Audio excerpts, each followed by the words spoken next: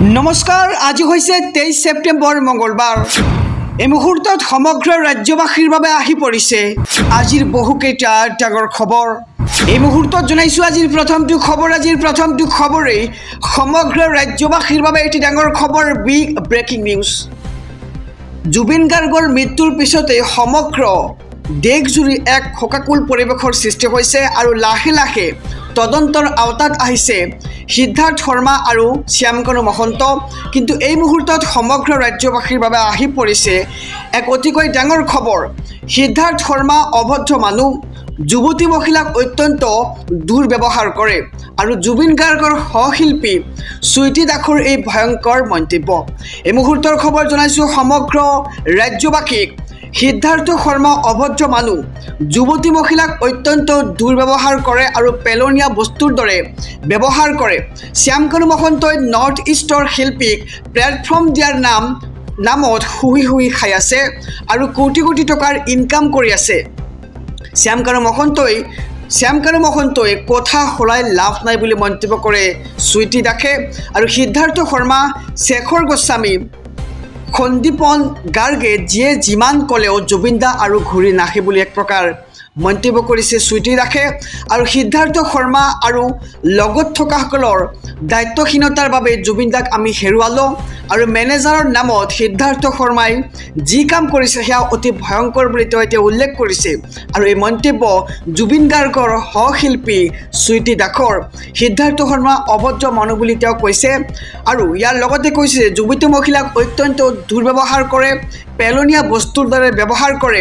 শ্যামকানু মহন্তই নৰ্থ ইষ্টৰ শিল্পীক প্লেটফৰ্ম দিয়াৰ নামত শুহি খাই আছে আৰু কোটি কোটি টকাৰ ইনকাম কৰি আছে শ্যামকানু মহন্তই। আৰু এতিয়া শ্যামকানু মহন্তই কথা সৰাই একো লাভ নাই বুলি এতিয়া চুইটি দাসে দিছে স্পষ্টীকৰণ। আৰু সিদ্ধাৰ্থ শৰ্মা, শেখৰ গোস্বামী, সন্দীপন গাৰ্গে যিয়ে যিমান ক'লেও জুবিন দা আৰু ঘূৰি নাহে। এই মুহূৰ্তত জনাইছোঁ আজিৰ দ্বিতীয় নম্বৰ খবৰটো ৰাজ্যবাসীৰ বাবে আৰু এটি ডাঙৰ খবৰ, বিগ ব্ৰেকিং নিউজ। জুবিন গাৰ্গৰ শেষকৃত্য হৈ যাওক, তাৰ পিছতেই আৰম্ভ হ'ব CIDৰ তদন্ত। শ্যামকানু আৰু সিদ্ধাৰ্থৰ বিৰুদ্ধে লোৱা হ'ল 54খন এজাহাৰ। এই মুহূৰ্তৰ খবৰ জনাইছোঁ এক ডাঙৰ খবৰ সমগ্ৰ ৰাজ্যবাসীক। শ্যামকানু মহন্ত আৰু সিদ্ধাৰ্থ শৰ্মাৰ বিৰুদ্ধে 54খন এজাহাৰ দাখিল কৰা হৈছে ইতিমধ্যে। জুবিন গাৰ্গৰ শেষকৃত্য হোৱাৰ পিছতেই আৰম্ভ হ'ব তদন্ত আৰু সম্পূৰ্ণ ঘটনাৰ তদন্ত কৰিব CIDয়ে আৰু এজাহাৰকাৰীসকলৰ প্ৰাথমিক ভাষ্য গ্ৰহণ কৰা হ'ব। আৰু জুবিন গাৰ্গৰ শেষকৃত্য হোৱাৰ পিছতেই আৰম্ভ হ'ব CIDৰ তদন্ত। গোটেইখিনি এজাহাৰ CIDলৈ অনা হৈছে আৰু উপযুক্ত ধাৰাত ৰুজু কৰা হৈছে জুবিন গাৰ্গক লৈ। এই মন্তব্য ৰাজ্যৰ মুখ্যমন্ত্ৰী ডক্টৰ হিমন্ত বিশ্ব শৰ্মাৰ। আৰু জুবিন গাৰ্গৰ আহিছোঁ পৰৱৰ্তী খবৰৰ মাজলৈ। আজি শেষৰটো দিন সকলোৰে প্ৰিয়, সকলোৰে মৰমৰ জুবিন দাৰ। সোণাপুৰৰ কমাৰকুছিত সাজু হৈছে মহানায়কৰ চিতা আৰু ভগ্নী পালমী বৰঠাকুৰে কৰিব মুখাগ্নি। সংগ দিব অৰুণ গাৰ্গ, ৰাহুল গৌতম শৰ্মাই আৰু শেষকৃত্য কৰিব পুৰোহিত পংকজ শৰ্মা আৰু তুষাৰ ভাগৱতীয়ে। 4গৰাকী চন্দালে চিতাত জ্বলাই দিব জুই আৰু ধৃতিমালা ডেকা, জয়ন্ত বৰুৱা, ললিত নাথ আৰু হিৰণ দাসে। এই মুহূৰ্তৰ খবৰ জনাইছোঁ আজি সোণাপুৰৰ কমাৰকুছিত সাজু হৈছে সকলোৰে মৰমৰ জুবিন দাৰ মহানায়কৰ চিতা আৰু ভগ্নী পালমী বৰঠাকুৰে কৰিব মুখাগ্নি। সংগ দিব অৰুণ গাৰ্গ, ৰাহুল গৌতম শৰ্মাই আৰু শেষকৃত্য কৰিব পুৰোহিত পংকজ শৰ্মা আৰু তুষাৰ ভাগৱতীয়ে। আৰু 4গৰাকী চন্দালে চিতাত জ্বলাব জুই আৰু ধৃতিমালা ডেকা, জয়ন্ত বৰুৱা, ললিত নাথ আৰু হিৰণ দাসে। আহিছোঁ আন এক খবৰৰ মাজলৈ। জুবিন গাৰ্গৰ ঘটনা স্বাভাৱিক নহয়। অনা অসমীয়া সিদ্ধাৰ্থ শৰ্মা, শ্যামকানু মহন্ত গ্ৰেপ্তাৰ কৰি জেলত পঠিয়াওক। এই মুহূৰ্তৰ খবৰ জনাইছোঁ ৰাজ্যবাসীক। জুবিন গাৰ্গৰ মৃত্যু কোনো স্বাভাৱিক নহয়। শ্যামকানু মহন্ত, অনা অসমীয়া সিদ্ধাৰ্থ শৰ্মাক শীঘ্ৰে গ্ৰেপ্তাৰ কৰিব লাগে। ছিংগাপুৰলৈ জুবিনক লৈ যোৱা গোটেই দলটোক গ্ৰেপ্তাৰ কৰি জেলত দিব লাগে। আৰু শেষকৃত্য সম্পূৰ্ণ হোৱাৰ 24 ঘণ্টাৰ ভিতৰতেই যদি গ্ৰেপ্তাৰ নকৰে কথাবোৰ ভীষণ হ'ব আৰু ইয়াৰ বিৰুদ্ধে ৰাজপথত সংগ্ৰাম হ'ব। চৰকাৰে নকৰিলে সিদ্ধাৰ্থ শৰ্মাৰ ওপৰত বীৰ লাচিত সেনাই ল'ব ব্যৱস্থা।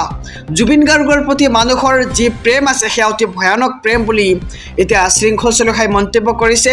সিদ্ধাৰ্থ শৰ্মাৰ সম্পত্তিৰ উৎস কি প্ৰশ্ন কৰিছে আৰু জুবিন গাৰ্গৰ লগত এজন ডাক্তৰ থকাটো প্ৰয়োজনীয় আছিল, যিটো সিদ্ধাৰ্থ শৰ্মাই নকৰিলে।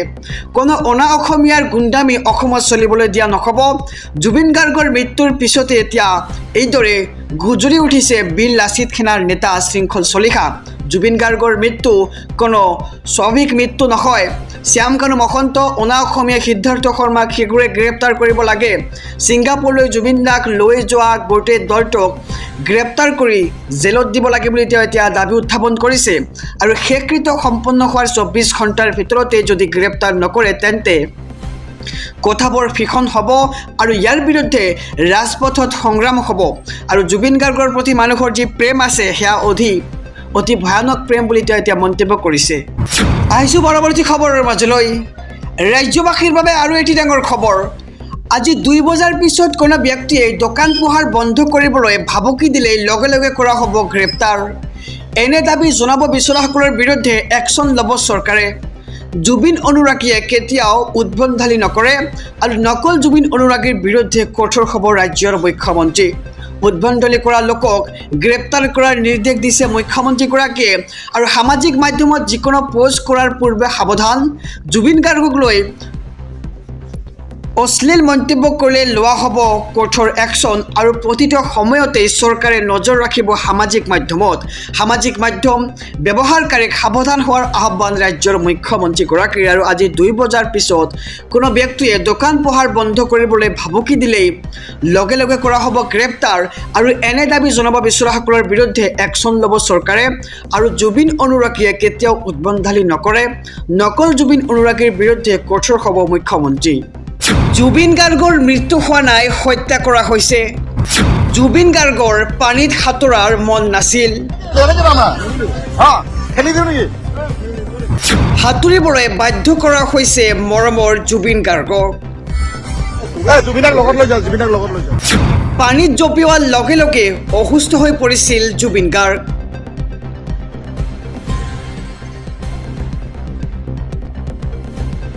এই মুহূৰ্তত জনাইছোঁ সমগ্ৰ ৰাজ্যবাসীক এটি ডাঙৰ খবৰ, বিগ ব্ৰেকিং নিউজ। লাহে লাহে ফাদিল হ'বলৈ আৰম্ভ কৰিছে জুবিন গাৰ্গৰ মৃত্যুৰ ৰহস্য। জুবিন গাৰ্গক হত্যা কৰা হৈছে নেকি, একাংশই কৰিছে এতিয়া প্ৰশ্ন। জুবিন গাৰ্গৰ মৃত্যুৰ আগমুহূৰ্তত কি ঘটিছিল জুবিন দাৰ সৈতে, যি শুনিলে আপোনাৰ গাৰ নোম শিয়ৰি উঠিব। ওঠ আৰু আঙুলি নীলা হৈ পৰিছিল জুবিন দাৰ। মুখ আৰু নাকেৰে ওলাইছিল বগা পানী আৰু বমি কৰি হৈ পৰিছিল অচেতন। আৰু তাৰ পিছতেই কি হৈছিল সবিশেষ জনাইছোঁ।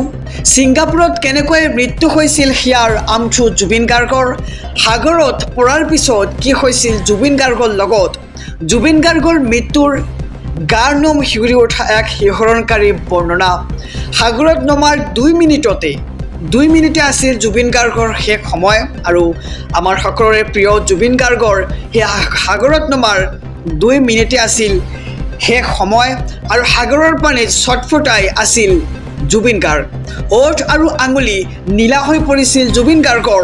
নাক আৰু মুখেৰে বগা পানী ওলাই গৈছিল জুবিন গাৰ্গৰ। এক বহু কষ্টকৰ মৃত্যু হৈছিল জুবিন গাৰ্গৰ। আৰু ইয়াৰ পিছতে বমি কৰিছিল জুবিন গাৰ্গে। আৰু পানীতে শেষ হৈ গৈছিল জুবিন গাৰ্গৰ সেই মূল্যৱান জীৱন।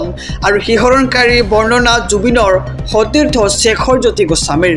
এই মুহূৰ্তৰ খবৰ জনাইছোঁ। ছিংগাপুৰত কেনেকৈ মৃত্যু হৈছিল হিয়াৰ আমঠু জুবিন গাৰ্গৰ। সাগৰত পৰাৰ পিছত কি হৈছিল জুবিন গাৰ্গৰ।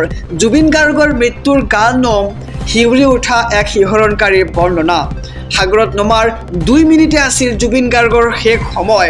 আৰু জুবিন গাৰ্গে নিজেই জনা নাছিল যে এয়া হৈছে জুবিন গাৰ্গৰ জীৱনৰ শেষ সময়। আৰু সাগৰৰ পানীত ছটফটাই আছিল জুবিন গাৰ্গ। ওঠ আৰু আঙুলি নীলা হৈ পৰিছিল জুবিন দাৰ।